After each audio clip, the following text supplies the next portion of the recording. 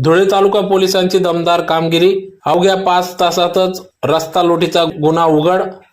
29,50,215 रुपयाचा मुद्देमाल हस्तगत। याबाबत वृत्त असे की आज दिनांक 27/11/2023 रोजी धुळे तालुका पोलीस ठाणे अंतर्गत 394 प्रमाणे गुन्हा दाखल करण्यात आला होता।